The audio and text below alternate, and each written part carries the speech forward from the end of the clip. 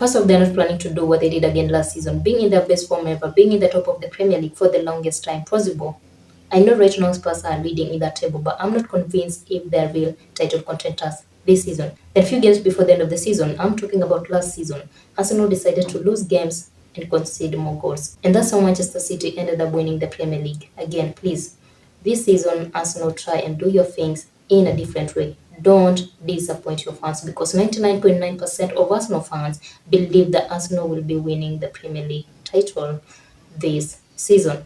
And one of the things that will help Arsenal maybe to win the Premier League this season is the new signing in the team. Declan Rice, Jaren Timber, Kai Havertz. Even though many people don't believe Kai Havertz's influence into the team or the role he's playing in that team, Mikel Arteta knows exactly why he signed the player into the team.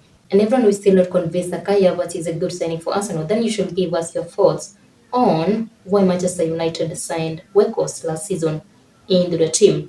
Jaren Timber, he has been out because of the injury, but he's one of the best defenders in that team. And signing Jaren Timber into the team for less than 50 million, that was a good signing for Arsenal. That gives Arsenal more options and more rotational players in that defense line. We've seen Arsenal defense line this season, and I think it is one of the best defense line right now in the Premier League. Gabriel, Saliba, Zinchenko, and Ben White. And again, remember last season Saliba was injured and he was out in some of Arsenal important games. And that's one of the reasons as to why maybe Arsenal didn't manage to win the Premier League last season, losing one of their very important player in the team, and then no one to replace Saliba in that position. This season, remember, Arsenal have Timber, of which we believe he'll be back from the injury before the end of the season, or in some Arsenal important games before the end of the season. And being out because of the injury, we didn't see more of Saliba last season. This season, Saliba is back and he is among the best centre back in the Premier League right now. He's really doing well in the Arsenal defense line. We saw his performance in that game against Manchester City. If you think I'm overrating how Saliba is performing,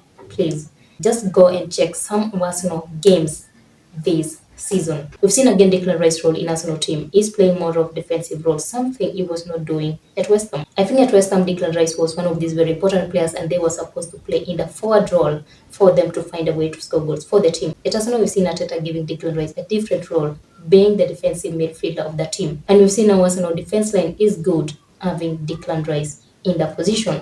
This season again, remember, Arsenal managed to sign one of the best goalkeepers in the Premier League, David Raya. One of the players that he has already proved to be the best player for Arsenal. I'm not saying David Raya is better than Ramsdale. Maybe he's good, but again, Ramsdale is still one of the best goalkeepers, and that's why he was called for the England Euro qualifiers. In most of Arsenal played games, we've seen how good David Raya is, and I think Arteta is testing Ramsdale for him to come on at the right time. And having these two best goalkeepers in the Premier League, Ramsdale and Raya in the Arsenal team, that gives Arteta good and the best options in that goal. And David Raya is not just a good goalkeeper for Arsenal team, he is also a good leader for Arsenal. And I think Arsenal will be fighting to sign David Raya on a permanent deal during the transfer window. He is really good, and the impact he has brought to Arsenal team is very clear. Again, Arteta has tried to build a team with young, talented, strong players in Arsenal. There is no any Premier League team who has these young players in the team who are very aggressive and has winning mentality than Arsenal Football Club. And having these young talented players in the team, that gives Arsenal a present, maybe future project that Arteta is trying to build in that team. These are very young players and they'll be able to play for this team for the longest time possible. Somebody like Saliba is really good right now, which means Arsenal defense line is very secure. For the longest time possible, that Saliba will be still playing for the Gunners. Even though Arsenal are lacking the number 9 who can score more goals for the team, I'm not saying Jesus is not doing the best for this team. Jesus is doing the best and he's really trying to make sure he scores goals for Arsenal. But again, remember, Arsenal is one of these teams everyone can score goals. They're not only depending on Gabriel Jesus to score goals for the team. Again, Arsenal have really good players in their front line, and these players are good enough to score enough goals for Arsenal this season. They have Trossard and they have Martinelli, who is actually Arteta's weapon, and we saw that in that game against Manchester City. They have Nketiah, they have Bukayo Saka. Even though he's now out because of the injury, we believe he'll be back before the end of the season. And again, they have Jesus. Again, I think Arteta's main target this season is the Premier League.